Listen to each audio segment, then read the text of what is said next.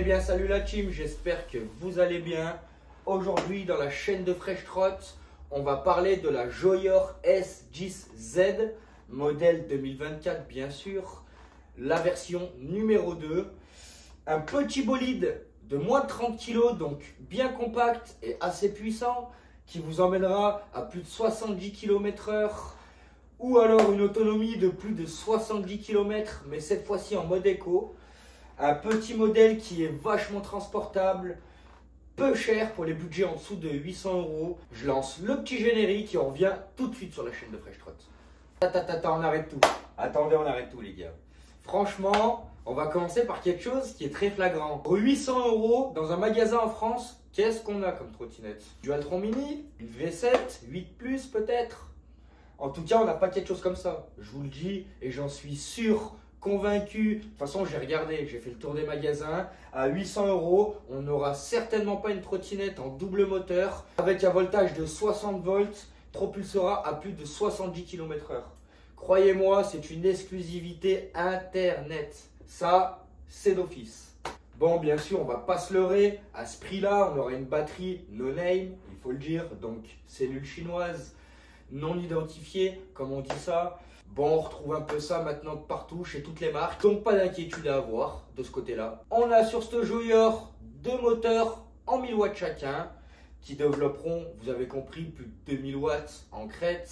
Moteur 10 pouces, c'est sympa. Ça reste dans l'esprit compact, avec des jantes qui s'ouvrent en deux pour un changement facile de chambre à air ou de pneus en cas de crevaison. Tout est bien pensé, j'ai envie de dire, simple et efficace. Côté contrôleur, on a un petit contrôleur qui gère les deux moteurs, 25 ampères de décharge à l'avant, 25 ampères de décharge à l'arrière, ce qui fait qu'on ne dépassera pas les 70 km/h pour une trottinette qui a un voltage de 60 volts. Car en 60 volts, il y a des trottinettes qui vont à plus de 90 km/h, mais pour ce modèle-là, à part déjà que ce serait dangereux de rouler à cette vitesse avec un châssis comme ça, en plus, c'est pas ce qu'on cherche, c'est pas la vitesse, c'est vraiment l'autonomie, le couple, l'agrément. Comme je dis souvent. Côté tableau de bord, on est encore une fois bien servi avec cette Joyor. On a le commodo sur la gauche avec le bouton pour l'allumer ou l'éteindre. Les changements de vitesse, on peut allumer la lumière, le klaxon, on peut mettre les clignotants aussi. Quelque chose de plutôt sympa, très ergonomique. Au milieu, on a un bel écran central en 9/16e. Vraiment, moi je trouve ça sympa, en couleur en plus, faut le dire. Et à droite, tout simplement, un accélérateur classique, j'ai envie de dire. Et bien sûr, sur le guidon, n'oublie pas les deux freins hydrauliques. D'ailleurs, on basculera sur ça. Car oui, côté freinage, on est malheureusement sur des petits disques en 120 mm. Bon, interchangeable, on peut passer en 140 ou en 160 mm. Pour pas très cher, donc c'est pas très grave. On a quand même des freins hydrauliques Zoom d'origine. Alors là, on est bien gâté, mais bon, pour du 60 volts, même si c'est pas très puissant, on sera plus en sécurité avec des freins hydrauliques, vous imaginez bien. Et ça, c'est +1. On va pouvoir parler de ce châssis que j'affectionne particulièrement. Franchement, pour une trottinette de cette puissance, entre guillemets bien sûr, transportable, elle n'attire pas l'œil. Vraiment, vous pouvez aller dans les transports en commun, vous pouvez la mettre dans le coffre d'une voiture sans aucune difficulté. Et ça, vraiment, chapeau, c'est vraiment le compromis pour avoir de la puissance et encore une fois, de l'ergonomie. Je le redis, pour les budgets de moins de 800 €, vous trouverez le lien en bas dans la description. Partenaire avec Geekboeing, comme d'habitude, une plateforme qui regroupe énormément de trottinettes électriques. Sur Promo Rider, on garde l'ensemble de tout ce qui nous intéresse, donc les trottinettes électriques.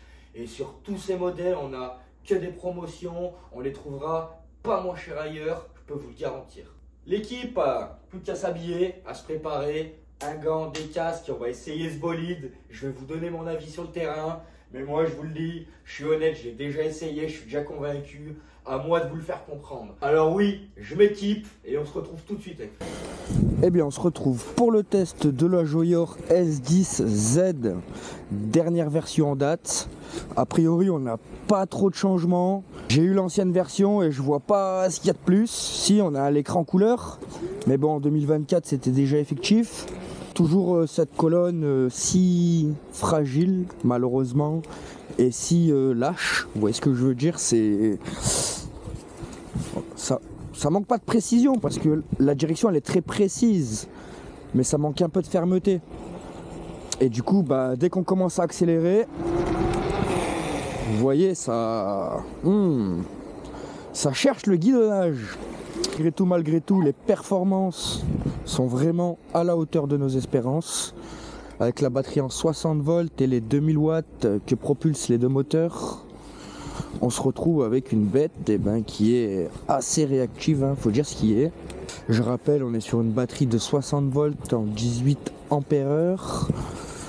Bon, c'est quelque chose de sympa, c'est vraiment quelque chose de sympa, mais je limiterai cette trottinette à des trajets extra-urbains. Vous voyez ce que je veux dire? Les grandes routes de campagne, c'est pas top. Je sais pas si vous voyez ce qui se passe à l'écran, mais c'est un de ces petits défauts, on dira. La luminosité, il manque beaucoup de luminosité, et vous voyez comme là, à l'ombre, on n'y voit pas trop mal.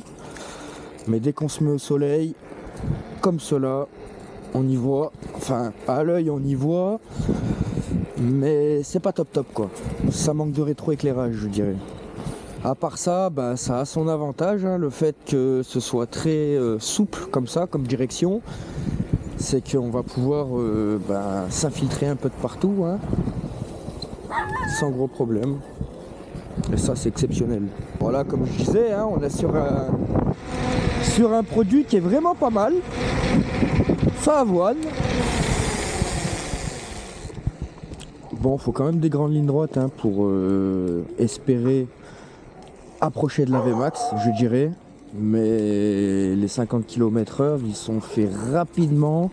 Et je pense que c'est une bonne moyenne de vitesse, je dirais. Si après faire des bornes à fond, 65 km/h, non. La batterie elle tiendra 10 km. Là je pense qu'avec un petit rythme soutenu, un équivalent 49,9 qui ne dépasse pas les 45 km/h, on n'est pas trop mal et là on s'approchera facilement des 40-50 km d'autonomie. Quelque chose que j'ai beaucoup aimé, c'est la gestion des contrôleurs. Alors là, comme vous pouvez voir depuis tout à l'heure, je suis en double moteur, mais on l'entend pas patiner. C'est parce que devant, on a le contrôleur qui gère l'accélération et qui est progressif, donc il n'envoie pas toute la puissance d'un coup. Je vous montre.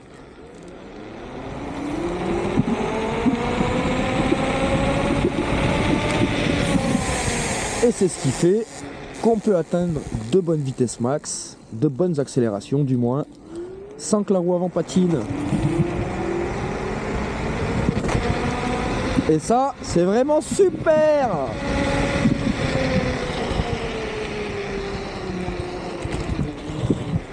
À part ça, non, c'est un très bon châssis, faut le dire. On a les suspensions cartouche type Dualtron. Bon, c'est assez ferme, faut le dire. Mais justement, ça apporte un petit gain en stabilité. Vous connaissez les Dualtron pour ceux qui ont déjà essayé. Le fait d'avoir des amortisseurs type cartouche avec du silicone à l'intérieur, ça les rend très fermes. Mais par contre, ça les rend très stables. C'est un compromis pour avoir un avantage. Et pour ceux comme moi qui aiment la vitesse, c'est pas à négliger. À part ça, plutôt sympa, je le redis, très silencieuse aussi. Les freins hydrauliques Zoom, ils font le travail à la perfection. Hop là, comme vous pouvez voir, ça freine très fort. Enfin, pour le gabarit de la trotte, Ce qui fait que, rapport poids-freinage, c'est parfait, c'est parfait. Et croyez-moi, on a déjà des freins hydrauliques, on n'a pas besoin de plus. Après, pour une petite touche d'esthétique, vous pouvez avoir une efficacité un peu mieux, je dirais. Pourquoi pas passer en disque 140, parce que c'est vrai qu'ils sont en 120 d'origine, et c'est pas top. Niveau off-road, pareil, elle se comporte bien. Les crampons adhèrent bien à la terre, ce qui fait que pareil, on peut s'élancer sans avoir peur de tomber. Bon, la conclusion qui me paraît évidente, j'ai envie de dire, mais on est sur une trottinette qui est très polyvalente. Ce qui fait que ben, elle s'adapte à beaucoup de terrain, surtout en ville. En ville, on a de quoi se faufiler de partout, on a la puissance, on a un châssis qui est habile. Donc oui, je le redirai en conclusion, c'est la polyvalence. C'est pas une machine de guerre, mais elle vous emmènera de partout et à vitesse soutenue, et ça, c'est un bon plus. Surtout quand on voit le prix qu'elle coûte, hein. Encore une fois. Voilà quoi. C'est des budgets en dessous de 800 €, encore une fois. Pour la capacité, la performance, l'usage qu'on peut en avoir, la transportabilité, un peu tout. On est sur un prix qui défie toute concurrence. Et ça, c'est pas négociable. On peut essayer les modes de vitesse. On va essayer les modes de vitesse tranquillement. Toujours en double moteur. Je préconise pas le single moteur, surtout sur ce genre de trotte. On s'est mis en double moteur vitesse 1, bloqué à 16 km/h, vitesse 2, bloqué à 30 km/h, 28 exactement, et la vitesse 3 bien sûr, full débridé, full puissance, et on atteint les 65 km/h. Bon, on va retourner tranquillement à la maison pour reprendre cette vidéo. J'en suis plutôt satisfait, je vous le redis. Ceux qui m'ont suivi sur les réseaux ont vu que j'ai eu un petit problème au niveau d'une des vis du pliage, du support de pliage.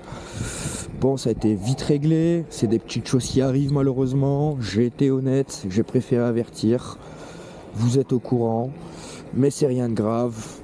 Au bout de 500 km, je trouve qu'elle est encore neuve, c'est le mot, neuve. On n'a pas un bruit, on n'a pas une vibration, on a... Non, elle se comporte bien, elle vieillit entre guillemets bien, il n'y a pas de problème pour ça. Allez l'équipe, je vous reprends tout de suite. Eh bien les passionnés, cette vidéo touche à sa fin. J'espère que j'aurai été assez clair dans mes propos et dans les détails de cette Joyor. Bon, pour pas changer, on met le casque et les gants à chaque sortie, surtout avec ce genre de trottinette. Récemment, j'ai fait une belle chute d'ailleurs avec la Whipped. Beaucoup d'entre vous auront vu cette chute et vous avez vu que le casque et les gants, c'est important. J'arrête pas de le dire, les gars. Je vous dis à bientôt avec Fresh Trot. Bye.